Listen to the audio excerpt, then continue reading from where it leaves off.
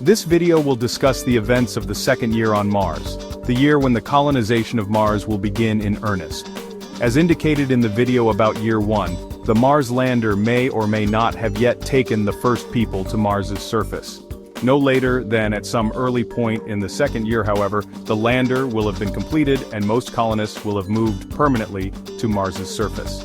I will address only a few issues pertaining to year 2 in this video. Other important issues for the early years of colonization will be taken up in the videos about years 3 and 4.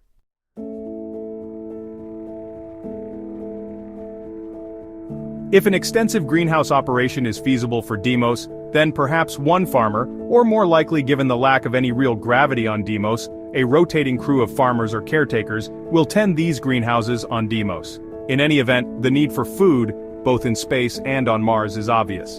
The reason that a Deimos greenhouse might be useful is that if you grow food and harvest water on a low-gravity world, you dramatically reduce the need for and cost of fuel to lift this food into space.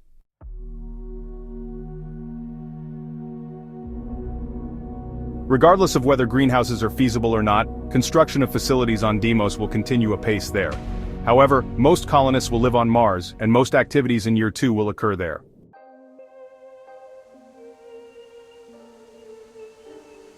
One of the biggest issues to be encountered in this second year will be an attempt to create sources of energy for Mars. To date, the energy for Deimos will have either been a small nuclear reactor or the solar panels from an Explorer transporter vessel.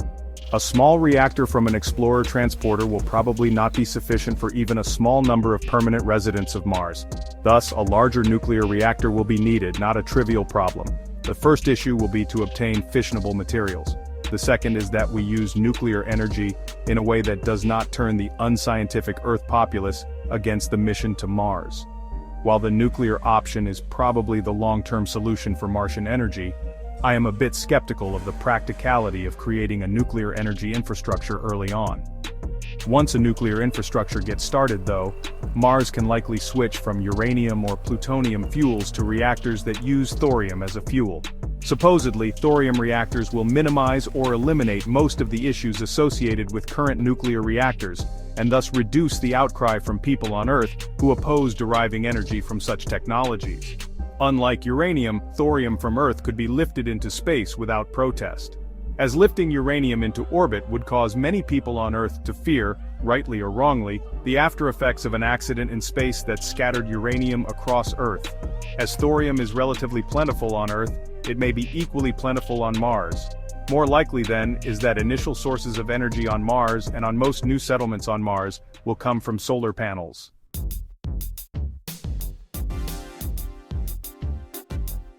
Another possibility, this time a mid to long-term solution, will be to tap into Mars's subsurface heat. It is quite likely that heat can be extracted from Mars's subsurface. I will call this energy geothermal, as aerothermal, Martian heat, seems a bit too arcane even if more correct. Recent studies have essentially confirmed that Mars's core is hot.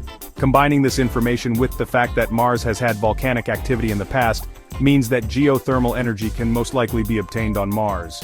Since water wells will likely be drilled early on to harvest water for the colonists, these wells might also be able to assist in providing geothermal energy for the Martian colonists.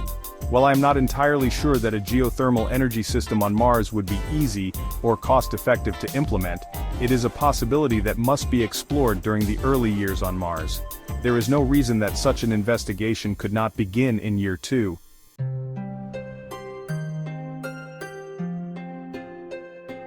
Once water and energy sources are established for the Martian colonists, everything else, it seems to me, will fall into place. Other necessities for life like food can be farmed once there is water and energy. Wastewaters, for example, can be circulated in artificial wetlands and ponds where fish can be raised. Growing crops hydroponically or in soil can be done if there is water, while the habitats will need to be heated, thus the energy requirement. Sunlight should likely be sufficiently strong on Mars that no additional lighting will be needed to provide Martian-grown food, unless the farmers desire it.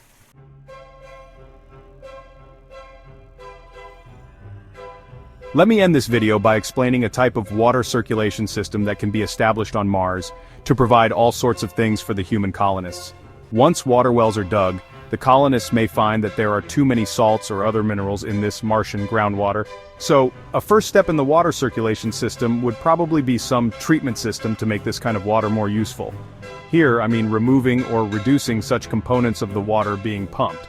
Of course, the extracted salts and minerals might find some use elsewhere in the colony, but we leave off on this for now. Next, this treated groundwater can be pumped to an artificial pond where rice and fish are raised. Not only might the water be further clarified by the right kinds of plants, but the rice, fish, or other things from this pond can be used as food.